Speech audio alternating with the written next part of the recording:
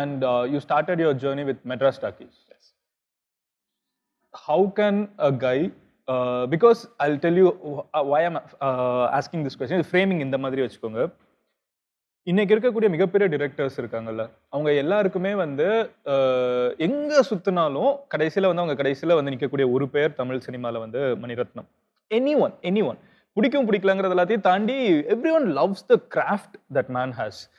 And you are someone who is not from cinema and you want to become a movie person. அதில் வந்து there is acting, there script writing, there is direction. நான் புரிஞ்சுக்கிட்ட வரைக்கும் you are a director at heart. I mean from what I can understand. ஏன்னா நீங்க படங்கள் பார்த்து வளர்ற ஒருத்தங்க வந்து சினிமாக்குள்ள வரணும்னு நினைக்கிறப்போ அது திரை முன்னாடி இருக்கிறத தாண்டி நான் இந்த கதைகள் எல்லாத்தையும் சொல்லணும்னு நினைக்கிறேன், இப்படி சொல்லணும்னு நினைக்கிறேங்கிற ஒரு விஷனோட வர்றதுக்கான. ஸோ அப்படி வர்றப்போ நீங்க மணிரத்னம் சார் அப்ரோச் பண்ணியிருக்கணும்னு நினைக்கிறேன். somehow that should have happened, not the other way around. So how did that happen and how did he take you in? ஆரம்ப கால இன்டர்நெட் டைம்ஸ்.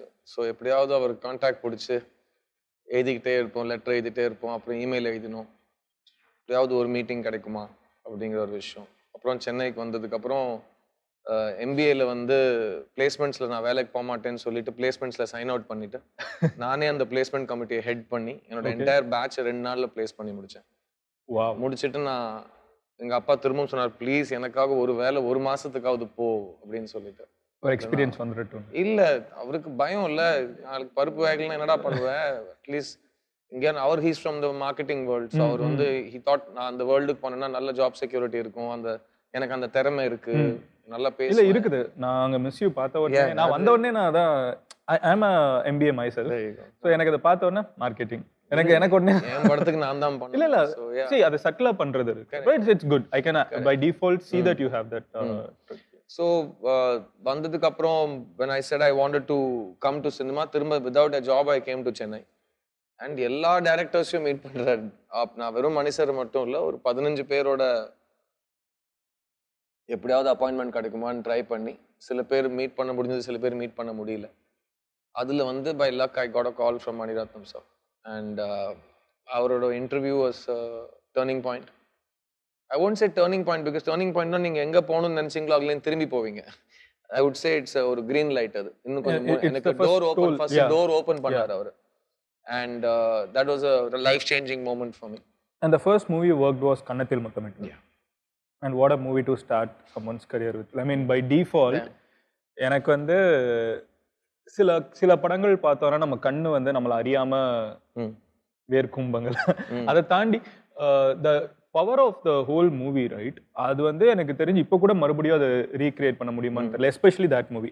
ஐம் சாரி, நான் வந்து நீங்க ஒரு ஏடியா ஒர்க் பண்ண ஒரு மூவியை நான் பட் எனக்கு வந்து பர்சனலா நான் when I was doing my R&D, நீங்க படத்தை தியேட்டர்ல பாத்தீங்க, நான் அசிஸ்டன்ட் டைரக்டரா படத்தை பார்த்தனே தவிர என்னால அந்த படத்துல எந்த பிரில்லியன்ஸும் கான்ட்ரிபியூட் ஆகல. நான் அது என்னோட ஃப்ரீ எஜுகேஷன். அது நீங்க படத்துல இருந்தீங்க, ஒரே ஒரு ஷாட் சும்மா அசிஸ்டன்ட் டைரக்டரா அது கண்ட்ரோலிங் தி கிரவுட் செட் பண்ணிட்டு அங்கே நின்று ஒரு இடத்துல கேப் இருந்தது, அந்த கேப்பை ஃபில் பண்ணோம், அவ்வளவுதான்.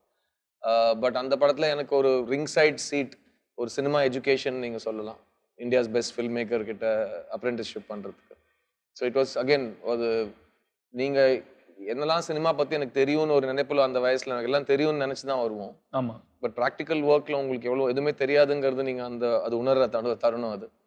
ஸோ ஆனா that 1.5 years in that film really changed my இன்னி வரைக்கும் my foundation in cinema is from that 18 months. அதான் என்னோட டிப்ளமான்னு சொல்லலாம், என்னோட மாஸ்டர்ஸ்னு சொல்லலாம். Very well put. So that's what அங்க படிச்சது தான் நான் இன்னும் ஃபைன் டியூன் பண்ணிட்டு இருக்கேன். பட் ஃபவுண்டேஷன் அந்த விதை போட்டது அவர் தான்.